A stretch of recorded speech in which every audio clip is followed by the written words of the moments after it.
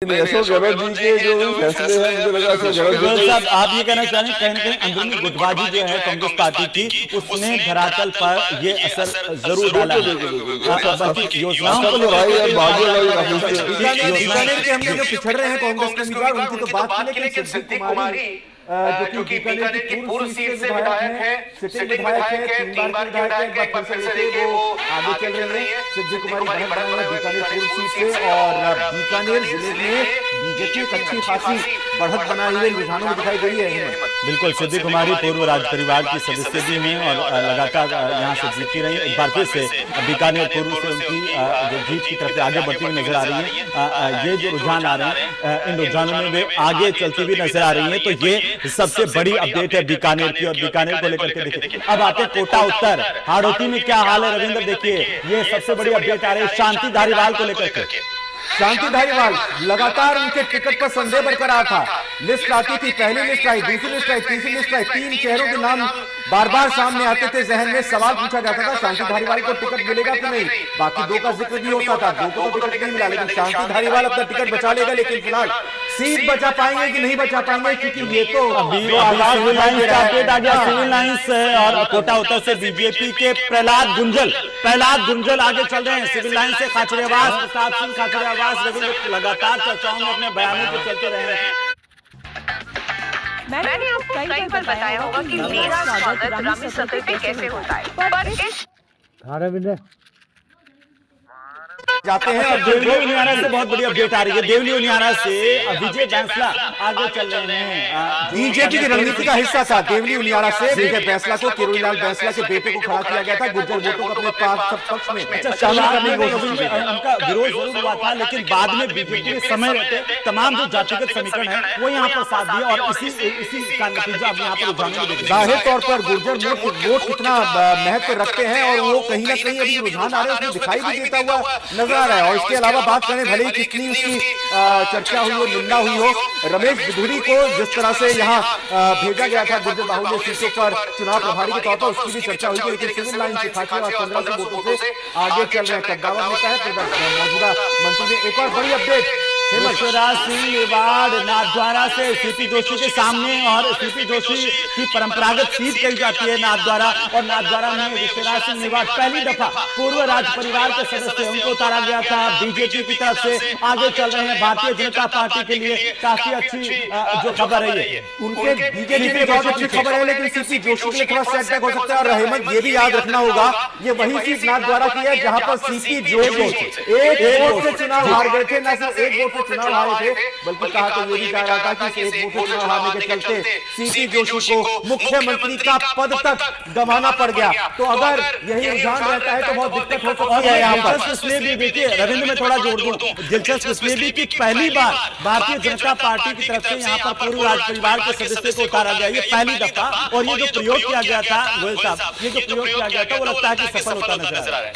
बिल्कुल ये पूरा सफल हुआ है और जनता ने ये भारतीय जनता पार्टी के दफ्तर से तस्वीरें आ रही है। देखिए खुशी देखिए रविंद्र इस वक्त ये जो रुझान है वो बता रहे हैं भारतीय जनता पार्टी खेलने में उत्साह। ढोल नगाड़े बजने शुरू हो चुके हैं और यहाँ पर जयकारे भी बीजेपी के खेमे में गूंजते हुए नजर आ रहे हैं। नाथद्वारा से सीपी जोशी पीछे तो बताई बड़ी खबर, खींवसर से हनुमान बेनीवाल पीछे। आरएलपी के सर्वे सर्वा आरएलपी के अध्यक्ष हनुमान बेनीवाल नागौर से सांसद हैं, वो पीछे चल रहे हैं और सिविल लाइन से खाचरियावास को लगातार बता रहे हैं। 2 बड़े सेटबैक इस वक्त सबसे पहले न्यूज 18 राजस्थान ने बताया। पहली बात ये, हनुमान बेनीवाल पीछे, आरएलपी कहा जा रहा था पता नहीं कितनी सीटें हासिल के मौजूदा सांसद। तीसरा विकल्प पेश कर देंगे, ये तो खुद अपनी सीट नहीं बचाते हुए नजर आ रहे हैं। हालांकि शुरुआत है रुझानों में। राकेश जी ये तस्वीरें चलती रहे और राकेश जी की कमेंट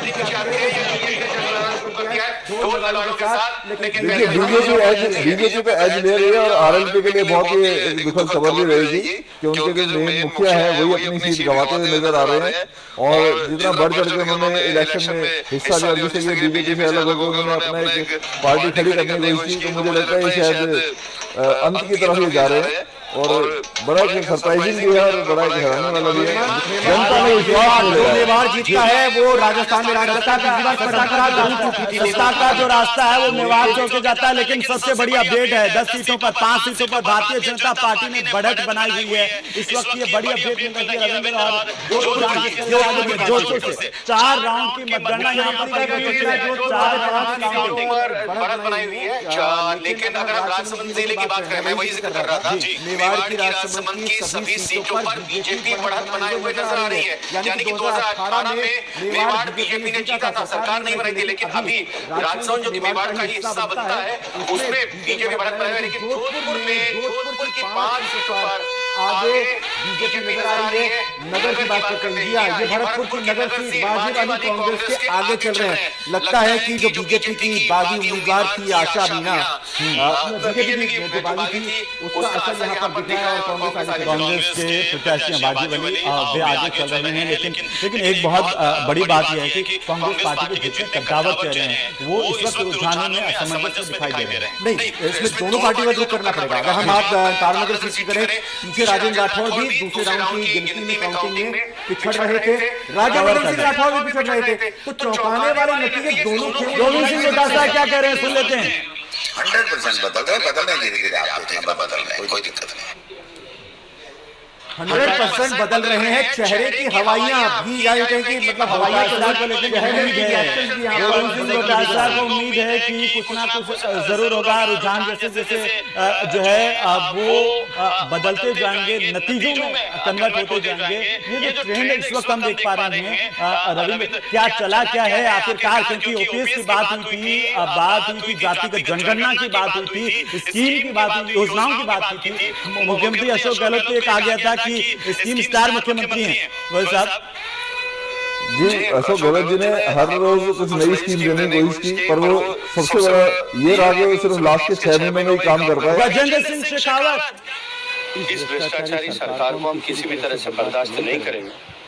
तमाम दावे खोखले साबित हुए, तमाम वादे खोखले साबित हुए और ये आधारहीन वादों वाली सरकार को जनता ने नकार दिया।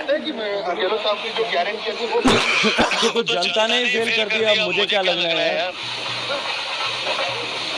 पार्टी का रैली में पार्टी का भाई एक सिंगल मूवमेंट प्लीज अब तो